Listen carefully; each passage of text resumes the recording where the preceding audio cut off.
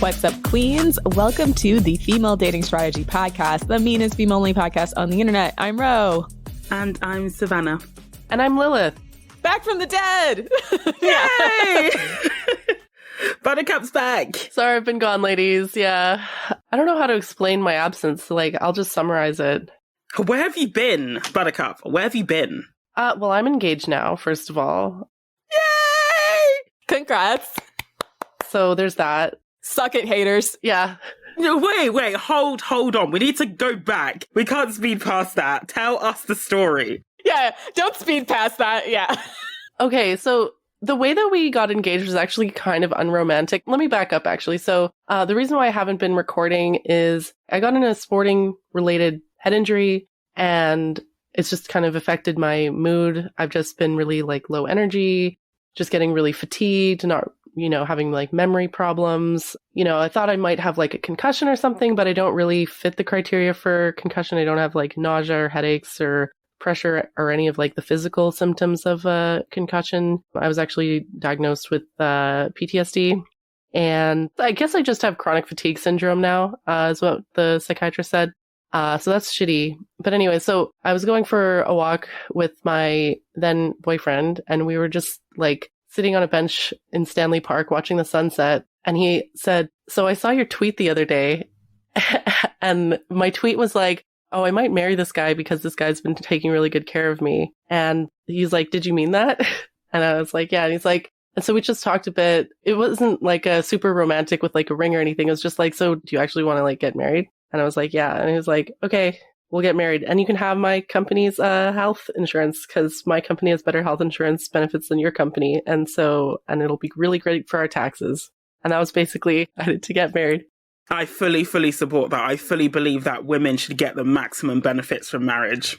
Yeah, and so that was the sales pitch is oh, and then also the other issue we've been having is shortly after my head injury, I had this issue with some of the male doctors were just talking over me, and my boyfriend was with me in that appointment, and they were like, "Is this man your husband?" I'm like, "No." And they're like, "Okay, he can't be here." And so, yeah, basically in order to get his support in a medical context, we have to be legally married. So it doesn't sound super romantic. I wish, we'd gotten engaged under happier circumstances. But basically, I'd always been a little bit afraid of getting married, in part because I was afraid that what if I get married and, I get sick or something happens to me and my husband leaves me? Or, we all know that study where women who get cancer, their husband is 6 times more likely to leave them, right? So I was always really worried that might happen to me. I'd always just been worried that, if I got married, he wouldn't take care of me when I'm sick. But my boyfriend, I guess now fiance, has actually been doing a really good job taking care of me. And I've been spending a lot of time at his place. And, his feelings for me haven't changed just because I've been sick. And that's been making me feel really emotional and feeling okay, this is the real deal.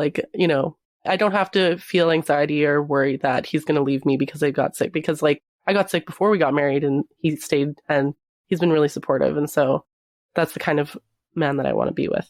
So we're going to have a 3-month honeymoon in a warm country. I'm not going to tell you guys which country it is. I don't want to dox myself, but I'm going to go take the air and hopefully, recover. But in the meantime, I'm not going to be able to record with the podcast. So I'm hoping that I'll get better and I'll be able to come back. But for now, I just get fatigued over basically nothing. I don't have a lot of mental energy. When we recorded the episode with Ellie Arrow, I was flat out exhausted for 2-3 days after that. Even this episode, it took a long time for me to prepare for this episode, but it was really, really important. That's why I wanted to record this episode. I really wanted to record this episode today based on Gavin De-Becker's book, The Gift of Fear. I've been reading it the past few months, and we actually read it in our book club on the Patreon Discord. By the way, I'm really sorry to the book club for ghosting on you guys. I've been dealing with a lot of shit, clearly, so I'm sorry. But I did want to revisit this topic, and I wanted to deliver this topic to a wider audience, because if there's the one thing that I want more than anything else in the world, it's I want women to be safe when they're dating. Or not even dating, just in general. I think you can apply a lot of these tactics and advice and guidance in this book to almost any situation. Exactly. I don't know that I've read this book, although it's been recommended many times, The Gift of Fear. I think I've seen a couple of interviews with the author. Yes, yeah. I haven't actually read the actual book. Yeah, and I always tell women, it's an absolute must read. You got to read it. And a lot of women have it on their reading list. And, life is busy. We all have stuff going on. It's, we're not always going to be able to sit down and have time to read a book. So I kind of wanted to have like this episode be almost like a Cliff Notes version or just condense down the essential information. I do still recommend reading the book because he goes a lot into kind of the theory or the philosophy of, predicting violence and risk analysis and so on.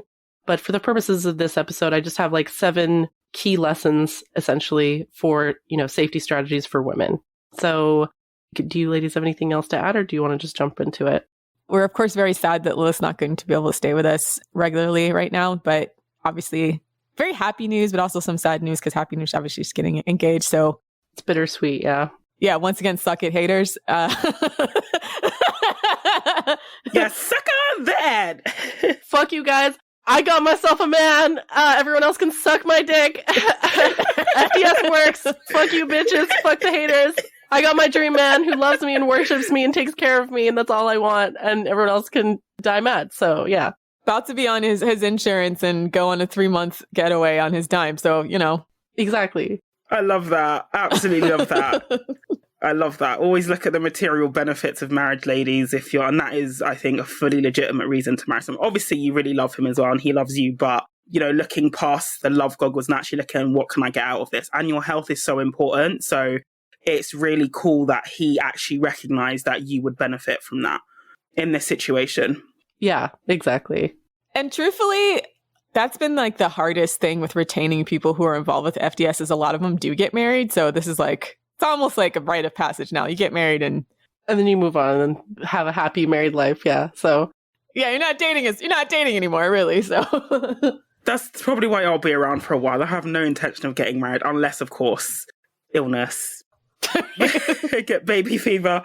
I always said, I'm never going to get married, yada, yada. Here's the thing. I wanted a man who's marriage-minded, and my fiancé, he said to me, oh, I knew from the first few conversations I had with you, I wanted you to be my wife someday. And it took him 3 years before we finally started dating, and now a year before, we got engaged. And so, it's a 4-year project for him, but, he succeeded in his goal.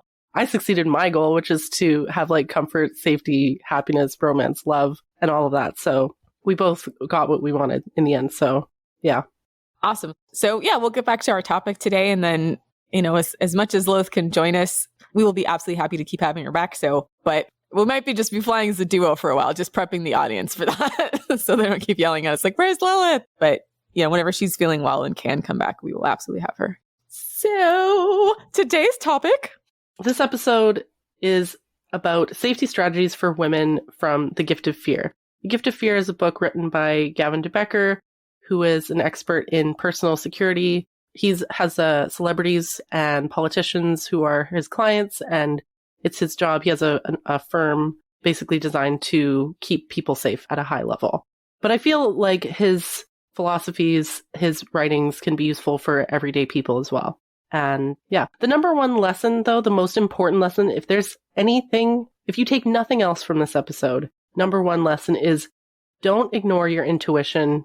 It can save your life. And this is really challenging, especially for women, because I feel like women have been conditioned by patriarchy to ignore our intuition and told that we're crazy or hysterical or that, Or just communicate. He doesn't mean it. He doesn't know what he's doing. It's there's just so much external minimization that happens when a woman, presents a real problem or a real threat. And in my experience, every shitty relationship that I've had in the very beginning, when they were in, supposed to be in the honeymoon stage or when we first started talking, I remember my intuition was screaming at me that something isn't right here. And every time I ignored that, that was when I was in trouble. Exactly. So it's important to understand that in humans, true fear is a survival signal. It's not the same as emotions like sadness or happiness. We evolved fear to keep us alive.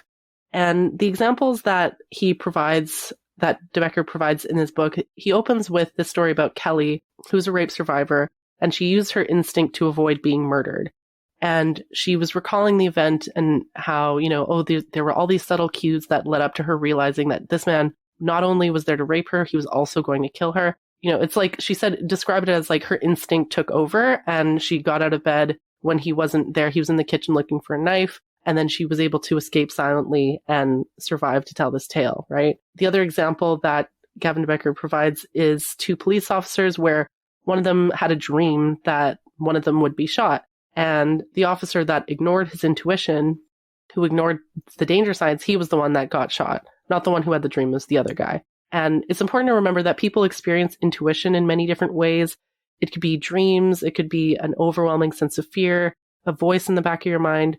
Dark humor is another one. Like, there's a line in the book where Gavin De-Becker writes, anytime I have a client that says something like, oh, we'll meet next Tuesday, unless someone kills me first or something like that. As soon as someone makes a sort of dark humor joke like that, that's when he sits down to ask more questions, because a lot of the times people use dark humor to present fears in a more kind of socially acceptable way. If you're having those kinds of like dark thoughts, like, oh, maybe we'll meet next Tuesday unless my ex, like, as long as my ex doesn't stab me kind of thing. Ha ha ha. Like, it could be a fear at the back of your mind that you're feeling, that you're afraid to communicate because you don't want to seem crazy, but don't ignore those feelings. So always remember that your brain is the product of millions of years of evolution, and it's evolved to pick up on subtle cues to keep you safe. So don't ignore your intuition, ladies.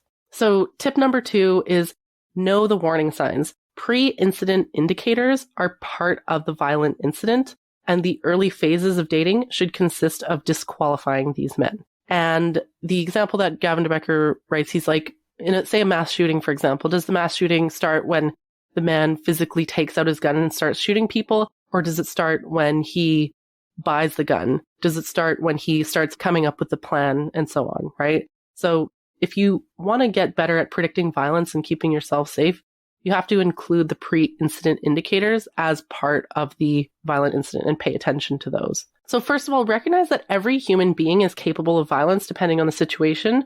Don't discount someone just because he seems like a nice guy. In fact, seeming like a nice guy is a red flag in and of itself. Yes, especially when it seems very, very forced. And one of the techniques that Gavin De-Becker talks about is the forced teaming technique. And what that is, it happens quite a lot. I see it in general discourse, but, if we're talking about dating, in the context of dating, it's, when they are very, very quick to establish common ground. So let's say, for example, you meet a guy at a bar and you tell him, oh, by the way, I'm, going to my home and it's by Central Park. And he says, oh, I always walk by Central Park, let's go together. It's sort of, he's trying to establish a connection, especially, when it's something that is quite intimate to you, that is basically where you live, prematurely. And he's doing that to get your guard down and to make you think that you both have something in common when sometimes you don't. A lot of the times when forced teaming is used, it's not genuine. And you'll recognize that because you'll feel he's trying to get too close too soon. Exactly. And the example that De-Becker provides in Kelly's story was that this man was trying to get into her apartment and he said, we have a hungry cat to feed. And it's not his cat, it's her cat, right? So why would he say we? He's never seen the cat before, yeah. Exactly. So, we have a hungry cat to feed. Yeah. So creating an illusion of closeness and putting you on the same team. And it's essentially a disarming tactic. It's trying to disarm potential victims. So even now, I get so skeeved out when I'm talking to a guy that I barely know and he starts using we statements. I consider that an immediate red flag. I'm like, whoa, who's the we here? Who's we? I'll even say, who's we? What's we? And they put them on the back foot, Excuse me, please. Excuse me, sir. There's no we here. Exactly. Another thing to look out for is charm. Now, obviously, we'd have to guess we want men who are socially competent, but if he's a little too charming, and if his charm is being used as a tool of manipulation, that's something to watch out for. Some people are just naturally charming and friendly, and that's more often than not, it's not that big of a deal. But if it's to get something out of you, to get you to lower your guard, watch out.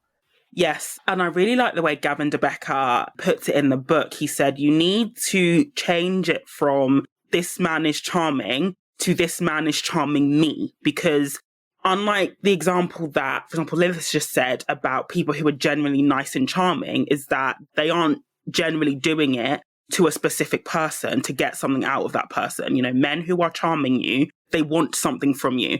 And it's insidious because they want that thing from you regardless of if you are willing to give it to them or not. That is why they resort to the charming technique. It's essentially, just like Lilith said, it's to get your guard down and to get you to comply with whatever it is they want. And I've come across low value men who've actually specifically said, especially men who sleep around, that they use charm to get sex. They do that a lot of the time. Yeah, so if I'm talking to a guy and he's turning on the charm, ew. Immediate red flag. Ew, yeah. Especially men who are more socially competent, who understand that women want to feel like, you know, they matter. They want to feel good about themselves. I guess the evolved low value men will use that to his advantage. And instead of just being an inept incel, they will then try to turn on the charm to get what they want from the woman. Yeah. The phrase turn on the charm, if it's something that they can turn on and off, it's not genuine. If they're just like that all the time, they're just a friendly, charismatic person, that's just their personality. I mean, some people who are like that can also be like serial killers and stuff, or like con men. Some people who are naturally charismatic can also be red flaggy. Another thing to look out for is too many details. That's a sign that someone's lying. Honest people don't fear being doubted. And so, yeah, if they're adding a bunch of unnecessary details that are not really relevant to the story, you know, it's a sort of distraction technique to get you to look at the individual trees and not the whole forest. I don't know. Yeah. And they do that because like they know they're being deceptive and they don't believe their lies. They believe that other people need to hit extra content in order to make the lie believable. It's like one of the key signs of deception is if people are adding, you know, way too many extra details that aren't even necessary. And actually, that's how some serial killers have been caught. That's the reason why in some like murder investigations, the police, they won't release all the information about the crime purely because some serial killers, I can't think on the top of my head, but basically they'll dob themselves in during the questioning phase because they'll start to give extra details that the police didn't ask for, you know, that basically links them to the crime because only the killer would have known that because it wasn't public information. So that's actually how, you know, some, you know, serial killers have been ratted out, basically.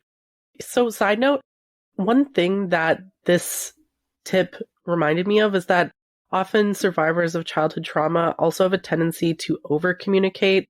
So just because someone's doing too many details isn't always a sign that they're lying. There's also some people where they just learn to sort of over-communicate because they were raised in a household that was really like hostile, and they just learn to kind of over-explain things in order to be believed because they expect to be treated like a liar no matter what. So there are some people who are like that. So just essentially dig deeper into the behavior as well, either way. Exactly. So it's something to pay attention to, but it's not always like, oh, this person has nefarious intent. Because some people are just doing that because they've just been conditioned in that way, and it's unfortunate for them. Oh, another major one is typecasting. So this one, I previously referred to this as backfooting. We talked about this in the Lundy Bancroft episode where, you know, say a man accuses you of cheating to get you to act in a way that's like really obvious that you're not cheating, but you're acting in a way that's beneficial to him. So if a man accuses you of something like, oh, you're probably too stuck up to talk to a guy like me, he's doing that to make you think like, oh, I have to talk to him to prove I'm not stuck up. He knows it's not true, and they're trying to capitalize on, you know, women's desire to not be offensive. Because like most women don't want to be seen as rude or uppity or stuck up or a gold digger. But when a guy leads with that, it's basically they're trying to bait you into engaging with them. It was just like the other day when someone on Twitter called me a gold digger and I was like, yeah, I am. And what? End of conversation. I'm not going to try and prove that I'm not. I actually am because I also have money. What's wrong with being a gold digger? Like, yeah. And I've also got money. Like, why would I associate with somebody who doesn't when I've worked hard to amass wealth for myself? But anyway, that's just an example of, I don't believe in, for example, you know, when some feminists say we need to reclaim the word slut. That's not really what I'm talking about. But if you don't allow what a guy is saying to affect you, especially if he's saying something negative about you, it will make you a lot happier and a lot stronger because half the time they don't believe the crap they're saying. You know, they're just trying, you know, to bait you into a conversation. And for many, many guys, even if you scream at him and say, that's not true, I'm not like this, like some women do, they fall for the trap and start saying, I'm not like this. They start writing long paragraphs. He still won because what he wanted was your attention. And it doesn't matter if that attention is positive or negative. That's why you literally just say, thank you very much, or just don't say anything and just ignore him. Just block and delete. Exactly. You have nothing to prove, so don't feel like you have to prove him wrong. Exactly. Personally, my favorite is if a man accuses me of something negative, I just double down, actually. And that shocks them. They're just like, like I wasn't expecting that. You weren't supposed to actually be like that. I was just saying that to get your attention, you know? Yeah, I am a stuck-up bitch. And what? Like, they won't know what to say. Like, they're not used to that answer, right? But yeah, I'm a gold digger, and what you can do about it? Nothing. So yeah. Oh, so another warning sign is unsolicited promises. And this came up in the Kelly case as well, where he said something like, oh, I'll just put down my groceries and I promise I'll leave after that. That's weird. Like, when criminals often use unsolicited promises like that to get victims to trust them. But it's like, why were you making that promise in the first place? It was unsolicited. She didn't say, like, it's not in response to anything that she said. It's just something that he's saying to get her guard down, right? And also, it's something that you should do that should be obvious. Like, if you're carrying in someone's groceries and you've delivered said groceries, you should leave anyway. You shouldn't need to promise somebody that you'll leave. It doesn't make any sense unless you want to do them harm. And you are saying that just to get their guard down so you can do harm, which was exactly what happened in this particular case. Exactly. And then, and the biggest red flag of all, and we've talked about this on FDS so many times because of how important it is discounting the word no. The biggest red flag.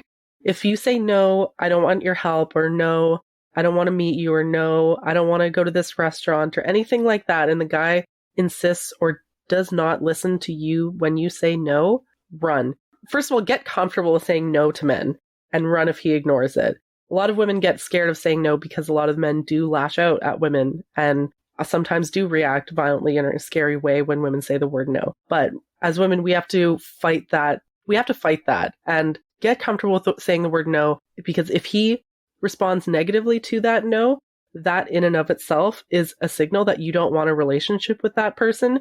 If you're afraid of saying the word no to someone, that is a sign that you shouldn't be in a relationship with that person. Only be in a relationship with someone if they respect your no. And another red flag is if you say no and then they start trying to find solutions to your objections. This is also why I advise women, where possible, just say no and don't give a reason why. Because let's say, for example, a guy wants to take you out on a date and you think it's too late, but really you don't actually want to meet that guy at all. And you say, oh no, it's too late. He'll then say, oh, okay, well, we can meet in the afternoon, or we can meet in the morning.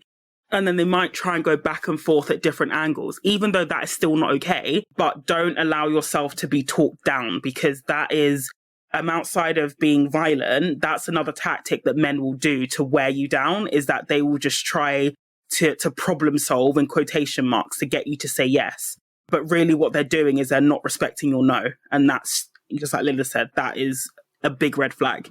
Exactly. And no is a complete sentence. So if you say, like, no, I don't want a relationship, and he says this in the book, no, I don't want a relationship right now. All he hears is right now, which means that you might want a relationship with them in the future. What you should say is, no, I don't want a relationship with you, which is like, there's no objection that he can handle with that, you know? So don't negotiate with men. And if he ignores your no, run. So tip number 3, or lesson number 3, I should say, understand JACA. JACA is a tool that I now use all the time. It's JACA.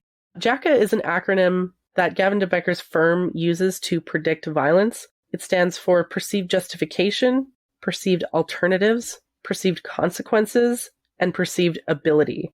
And when all 4 are present, that is when violence is most likely to occur. So, for example, perceived justification, that would be like, does he feel justified in his mind to do something bad to you?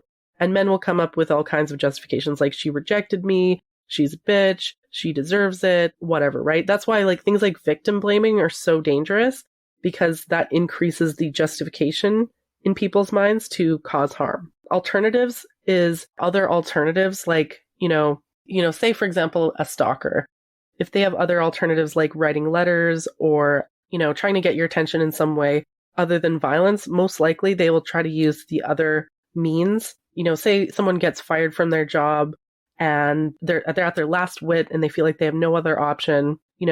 Things like a mass shooting in an office, for example, often happen when people are just really, really desperate, and in their mind, they don't have any other alternatives. Sidebar, but one of the things that was so crazy to me about reading this book is how Americans have just accepted that violence in the workplace is like a thing. Like, bro, what is it like to be an American and just accept that violence in the workplace is normal? Like, that's so crazy to me. Like, are people just afraid of firing people all the time because, oh, he might go on a mass shooting? Like, it depends on the office. I feel like every office has like that one guy. If you heard that he shot up a place, you wouldn't be surprised. I think a lot of it just has to do with our overall exploitative labor culture. So it's just not uncommon for people to just go off the rails because they feel slighted, in addition to our very generous gun laws. So I don't know.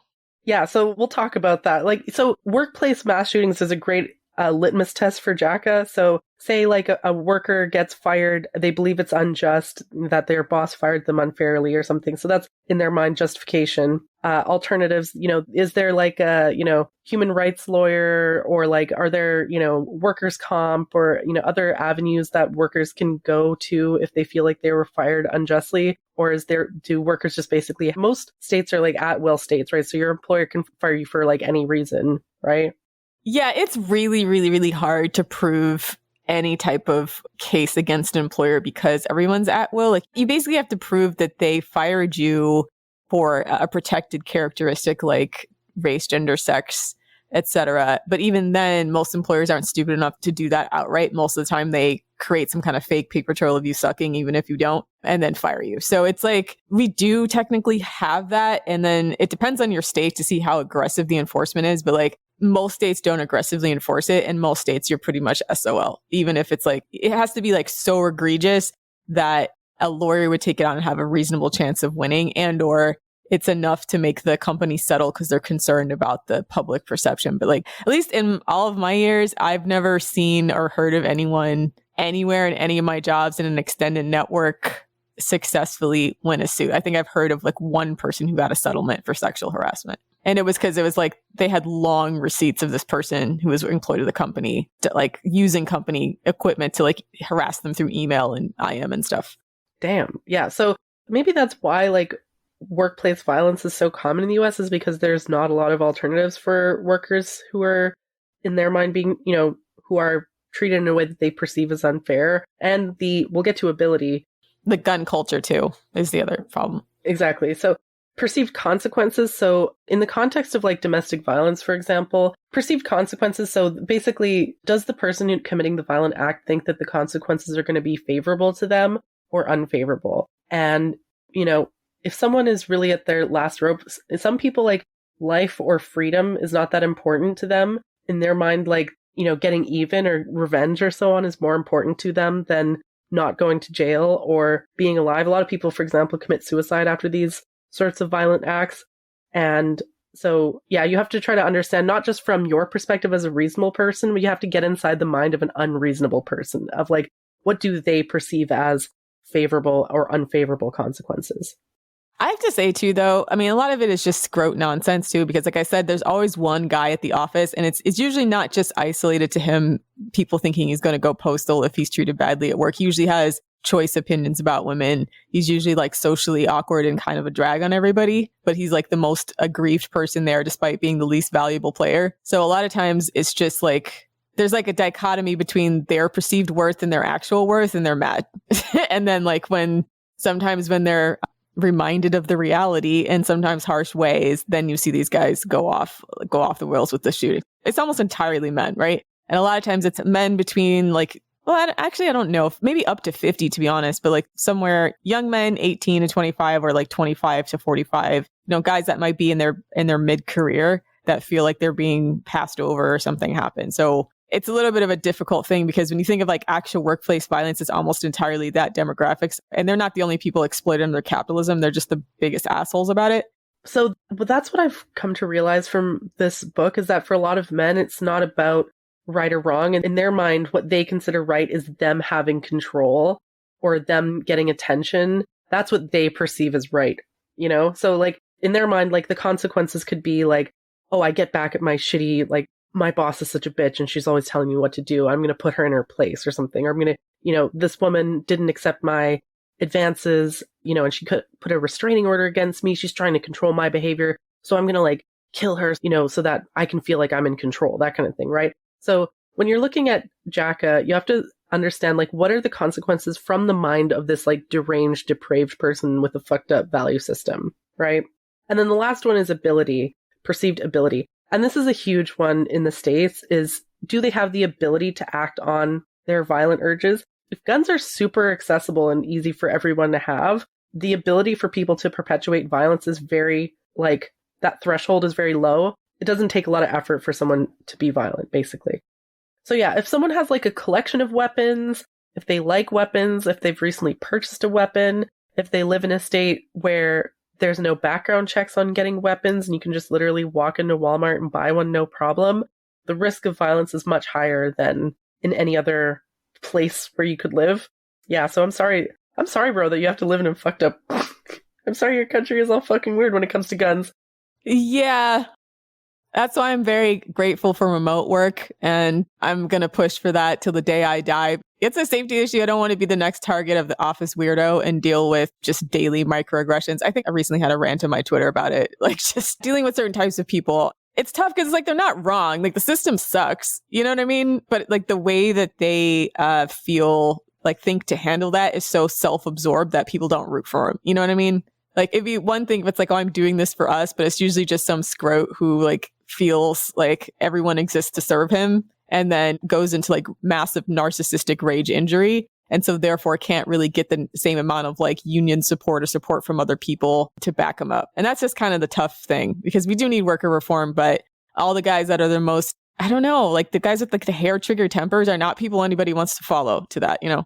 You know, I'm convinced that the whole RTO, return to office policy, is just by and for toxic people like that who feel like they have the need to have this little like fiefdom in the office of people they can boss around. And it's much harder to do that when everyone's remote, you know? 100%. I mean, that's my thought. I mean, you can see most of the people complaining have been men overwhelmingly because, yeah, they're used to having that. It's either like the office busybody or like if it's a woman, or it's mostly men who don't want to have to take on any responsibility for their families, want to cheat while they're at work, or they've been pushing because there's a lot of young men who aren't socialized properly. And usually, let me tell you, I've sat through so many management trainings about how to help to onboard socially awkward people or like people who are not participating. And like, they always like make it gender neutral or like race neutral or something like that to make it not seem like it's not a particular demographic, but overwhelmingly it's like young men who just have not been, but like young men in general, like they're not socialized properly to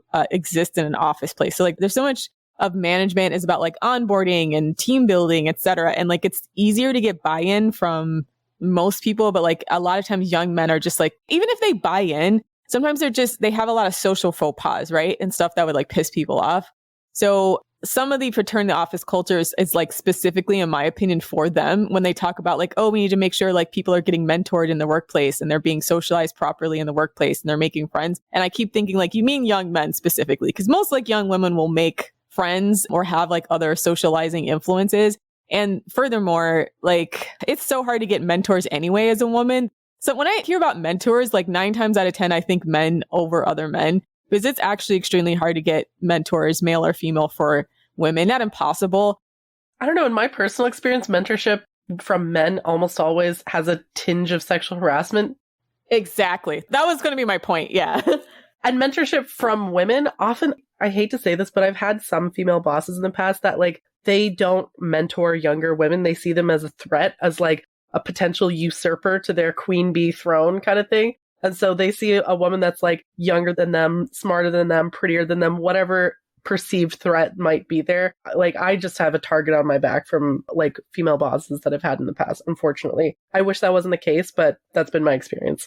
The thing is, like I said, I kind of went off on boomers, like on my Twitter, sorry. But a lot of it is just like a lot of them, yeah, they don't want to invest in young people because they don't, they're worried about their own job security. So a lot of it just seems to me, to be honest, I don't even know if that's a gender specific thing. It's so much. Okay, I guess we have different experiences, but I'll say like for me and my experience, I'm not even sure it's completely gender specific so much as like generational specific too, where especially the people who are older than you, they have a certain way they want to do things. And sometimes the way they mentor you is like not helpful. Yeah.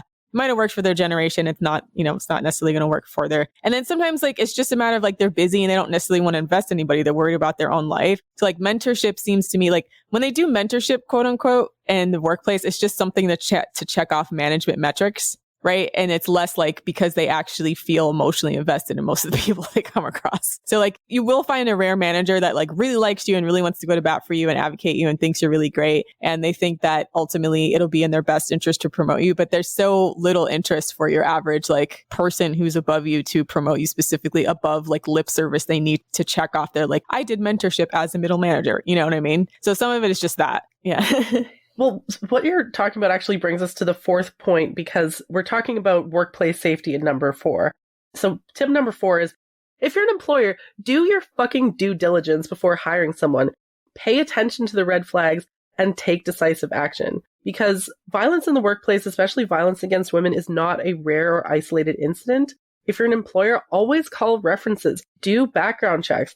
It's actually quite like even within professions that should be closely monitored, like government, security, you'd be shocked at the number of people who are allowed to work and they don't have a full background check. I know in the UK, they call them employing them at risk because sometimes background checks, especially if you work in government, they can take like literally 12 months. So what they'll do is they will allow somebody to work for them at risk, basically without doing any of the checks or the checks coming back as clean. Oh, I was going to say, like, between our 3 major reporting agencies and all the PeopleSoft stuff, like, it's almost impossible to be off the grid in the United States. So I don't know if that's, like, country specific either. I mean, I went and pulled, like, my credit report. It has every job I've ever had and the salary and everything I've ever had on, like, my credit report. In the UK, it's a bit more difficult because of GDPR, which are data protection law. We don't have something like the work number. So employers can't easily access like that information. The only way they can get it is from like HMRC, which is the UK equivalent of the Inland Revenue or the IRS, as they call it in the US. Do you have like a social security number or like whatever like equivalent of that is, like a unique ID number? I mean, we do. We've got national insurance numbers, but that basically has all the positions that you've worked in and the length of time, your salary. But an employer can't access that. Like you'll basically need they'll need to get the candidate to get the letter from HMRC and the candidate will have to give it to the employer. So, I mean, employers basically can't access that. So if there is a reference check in the UK, the employer will have to literally call every reference. The only time they won't is if it's developed vetting, which is basically if you want to be a diplomat or work like at the top of government. But even that, the reason why DV vetting, as they call it, takes so long is because they have to basically interview like everybody. They have to manually check it. There's no central system that employers have access to where they can just see that because of data protection, basically. So what you guys are describing is much more higher level than what Gavin De-Becker is recommending. Like he's saying, he has a line in the book where he's like, I have very little patience for employers who don't do the bare minimum. But even small employers, they can't be bothered. That's basically it. They literally can't be bothered. A lot of them.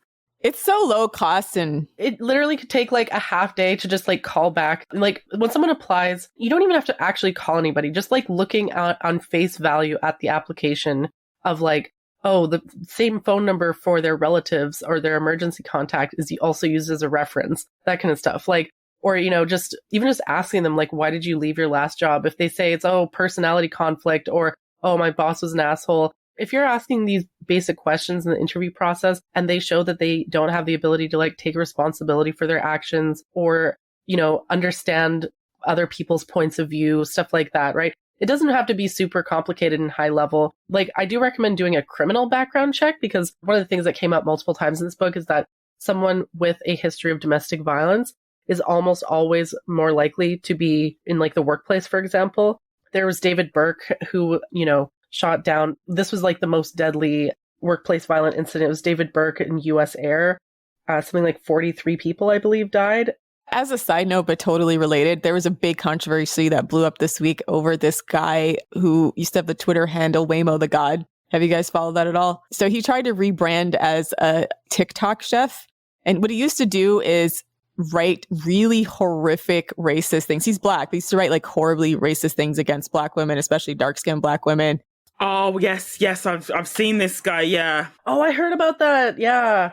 like basically telling them to kill themselves, like comparing them to all types of animals and stuff. Like probably the worst. I mean, honestly, could have been written by a KKK person. It sounded like Stormfront. And also apparently was asked to leave his school for a while because of a pending sexual harassment, sexual assault case. And when he was in, I think, undergrad, and somehow at some point ended up finishing his schooling and then going on to law school, and then got hired into the district attorney's office in Houston, Texas. I think it's Harris County, as an assistant district attorney, and rebrand himself as this like feel good TikTok chef, except for the internet doesn't particularly forget. So they pulled up all his old tweets, etc. And so a lot of people were saying like, oh, these guys are just trolling on the internet. They don't mean this thing. But this guy now has a position of semi-authority in the DA's office of all places and a district attorney. And you can't trust him to be like fair towards Black women who are victims of crimes, right? In addition to the actual sexual assault and sexual harassment allegations that are being alleged by different women on Twitter. This is another situation where it just looks like they don't do due diligence on these guys. And I feel like even if they did, men are forever being made excuses for. So like, just to reiterate your point, but yeah. And yeah, some of it is also in the employment world is that male candidates are given the benefit of the doubt way more than they should, generally speaking. He didn't even like, he was stupid enough to actually use his real name, right? Like he wasn't even like trolling behind a burner account. But it wasn't even subtle. And, you know, that just goes to show like, you know, the extent of the male privilege. And also bearing in mind that, this is a bit of a tangent, apologies, but bearing in mind that the actual recruitment system, it's actually quite Machiavellian in that people are encouraged to lie and manipulate to get the job. Yeah, because if you've ever been in any kind of competitive recruitment process, everybody's embellishing, everybody's lying. And, you know, somehow we've become okay with that. And generally speaking, you know, men are more likely to possess the dark triad traits, which are Machiavellianism, but narcissism, and also psychopathy, a lot more than women. And so I'm not surprised that like degenerate men, you know, tend to go far in recruitment and in their careers, because ultimately the recruitment processes that we currently have, it rewards that sort of behavior. Oh, yeah. But back to David Burke. So the most deadly workplace violent incident was Pacific Southwest Airlines Flight 1771. 43 passengers on a plane died because this guy, David Burke, was getting revenge on his boss for firing him. But David Burke had a history of domestic violence and a bunch of other red flags and like other workplace, like, you know, stealing money and like just a bunch of red flags that like had these things been paid attention to, this event might not have happened kind of thing. So had they paid attention to these red flags, this event may not have happened. And so if you're an employer and you do a criminal background check on an employee and find that he has a history of domestic violence in any way, don't hire him. You're putting your employees at risk. Moving forward, hopefully I recover from this and get to have a job eventually. But as an employer in the future, I will definitely be doing this bare minimum, like safety background checks for my own employees' safety, right? Because I wouldn't want to bring someone on the team. You know, this happens all the time where like, you know, you bring someone on the team, he develops like a fixation or weird hyperfixation on another woman there. And suddenly, you know, not only is she getting like sexually harassed or stalked or so on, like she's in actually very real danger if she rejects him. You know, if you try to fire a guy like that once he's already on the team, that can be the inciting incident that causes him to act violent. So the best thing is just to not hire these people from the beginning, like at all. And don't be guilt tripped by some of these laws that are coming out that are increasingly trying to hide. But they're trying to hide people's criminal records. So I know there's some laws in New York and in California that are basically trying to make it illegal for them to do background checks. I think they're trying to make it illegal to do background checks for apartments in New York. And then in California, I think everything other than like a sex offense, employers are not allowed to see, or credit companies or background checking companies are not allowed to disclose. So they're basically trying to make it so that, yeah, people who leave prison have a better chance to reintegrate into society, but that does come with risk. I mean, it depends on the crime. So things like drug crimes, I would consider them very low risk in the workplace. Actually, like one of the best salespeople I ever had on my team was convicted of was a drug dealer in a past life kind of thing. So like, I feel like people who have committed drug offenses are probably a little bit less dangerous as long as they're not like, you know, high level like mobsters, you know, they haven't like committed like murders and stuff like that. But if it's just like possession of drugs, selling drugs, that's not a big deal. But like, yeah, like domestic violence against women, huge red flag. That's the concern, is that in a lot of these cases, a lot of advocacy groups are advocating for like full sealing of any type of record. But yeah, if you're an employer or you're a landlord and you need to figure out, hey, I have a building full of kids and now it's illegal to look on this person to see if they have a history of violence against kids or women, you know, that does kind of make it a bit difficult. Like it makes it a little bit less safe for women in those environments. So it's tough. Yeah. So if you're an employer, I highly recommend reading this book. Gavin De-Becker has a list of interview questions that are really valuable. If I'm ever an employer again in the future, I'm definitely going to be asking these questions because it's important to get a sense of this person's value system. Are they capable of acknowledging multiple perspectives? Are they capable of acknowledging how their actions might have contributed to a conflict? You know, beware of anyone who has a pattern of intimidation, manipulation, threats of violence. If they talk about weapons, if they've purchased a weapon in the last 90 days, if they have a collection of weapons, run, you know, get a sense of how they resolve conflict. Beware of people who have a sort of paranoia or feel like other people are out to get them, because in their mind, that can add to the justification leading up to a crime. Also beware of the scriptwriter, which is someone who has really inflexible thinking. They create like narratives around mundane interactions, don't take responsibility for their actions and always cast themselves as the victim. And also when you're firing someone, be direct. Take reasonable steps to prevent high emotions. And a lot of the times employers will be afraid of firing someone like this because they think, oh, if I fire someone who's like crazy, they might come back and, try to kill me or something like that. So they transfer them to other departments and make it somebody else's problem. The more you transfer them or kind of jerk around with people like that, the more in their mind the justification increases. So it's better to just try to do it in a way, he lists a bunch of strategies about what day to do it, how to do it, and so on, in a way that's not going to leave the person feeling really high emotions, which, if they're feeling very, very strong negative emotions about being fired, then yeah, the likelihood that they're going to come back on Monday with a gun is higher. So beware of that. So moving on to number 5, when leaving an abusive relationship, be very careful with restraining orders. This was something that was very enlightening in this book. A lot of people think that, oh, if I just get a restraining order, then I'll be safe. Wrong. Statistically speaking, a piece of paper isn't going to stop a violent man. In many cases, a restraining order is actually the inciting incident that triggers a man to go from inaction to action.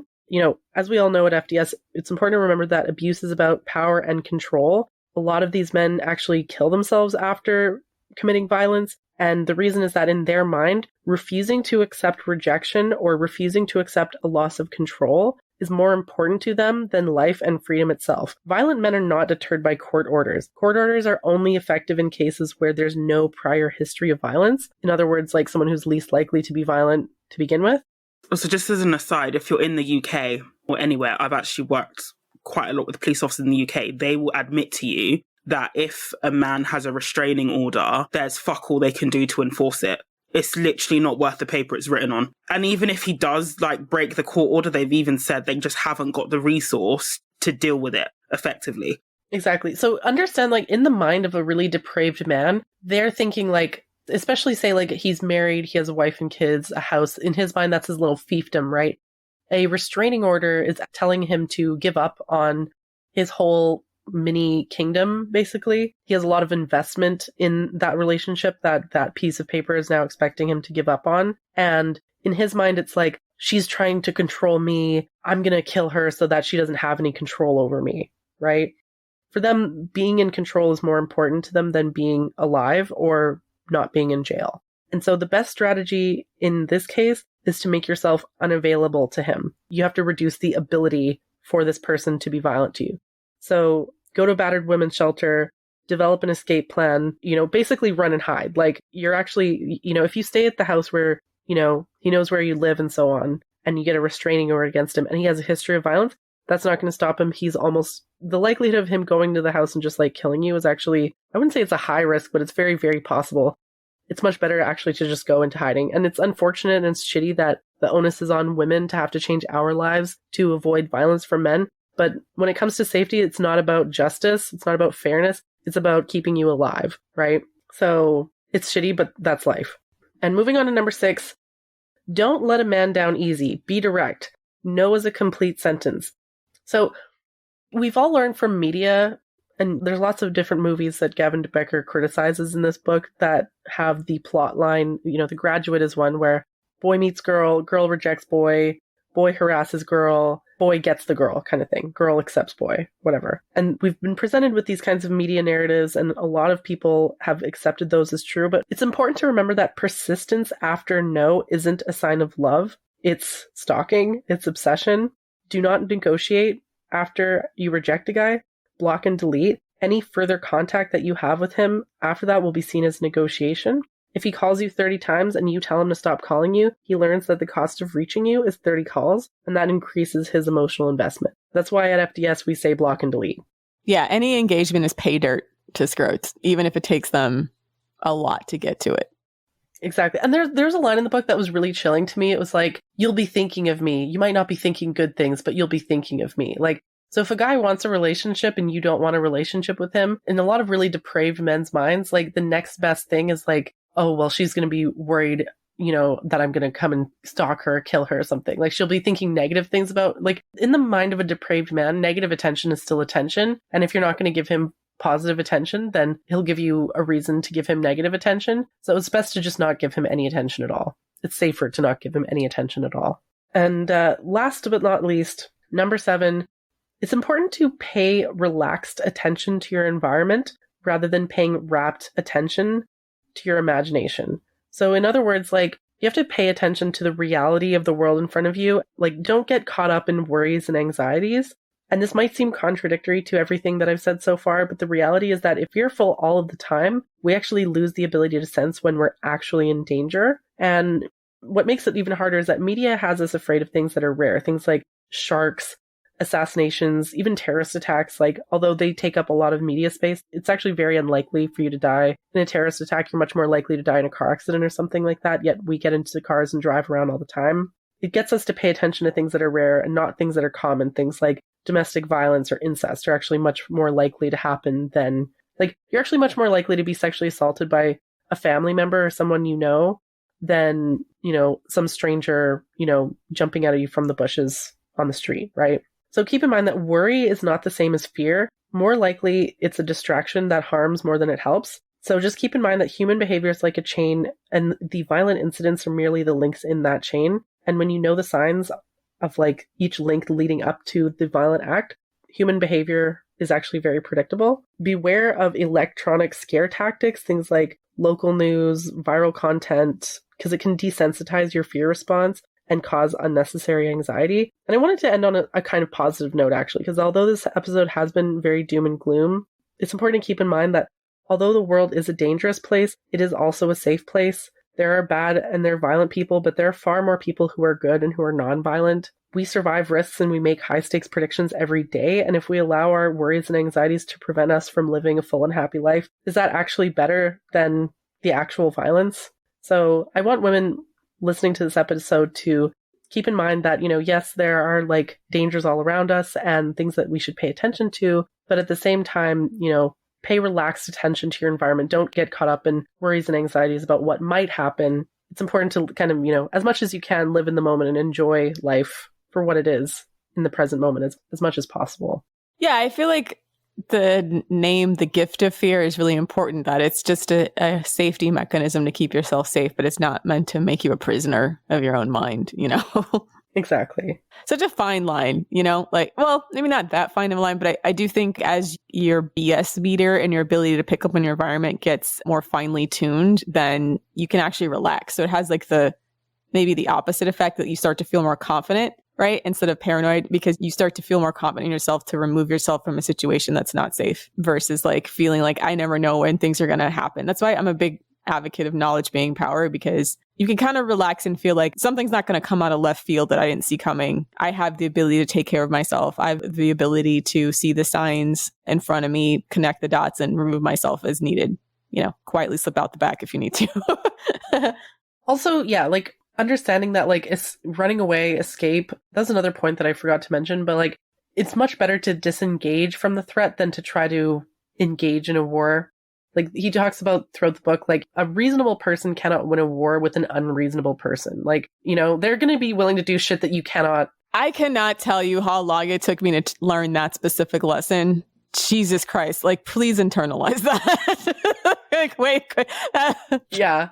Like, if a guy's being crazy, like, I know that in the past, sometimes I've talked about how, like, yeah, sometimes I troll guys into blowing up, and then, you know, that their angry reaction is used against me. I do that in certain situations, but I actually avoid doing that as much as I can, because, like, truly depraved men are willing to do things that you can't even think of, you know?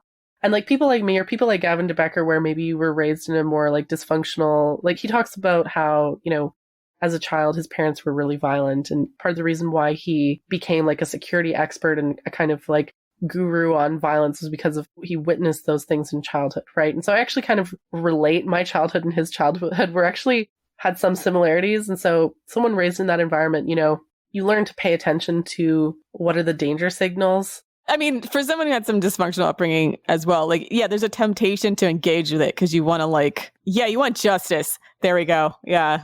You want justice. You want to like make things right. Yeah. Like that's the thing. Like I have the same thing where like sometimes, you know, when I spot like toxic traits in someone that I see recognized in my own parents, for example, there's like a flicker of like, it's almost like, oh, I'm going to make things right for all those times as a child that I was done wrong kind of thing. But now I've achieved more wisdom. I've achieved more maturity. This illness actually has kind of forced me to like reevaluate a lot of things in life and sort of think more critically about what's actually important. And like winning fights with crazy people, I'm now at a point where I'm like, I don't care about winning fights with crazy people. I'm like, fuck these people. Like, I don't even want to be on Twitter anymore because it just doesn't matter. Like, I just rather like just cuddle with my fiance and my dog and like, you know, just watch TV and like give each other head scratches, like shit like that, right? Like just the simple things in life that make things enjoyable, that give me joy. Those make me happier than like winning petty fights with crazy people. Like, you know, it's better to not engage with unreasonable people in general is the lesson. Or at least if you're going to like try to change things, you have to do it in a smarter way. Because like, yeah, you will get exhausted trying to out crazy.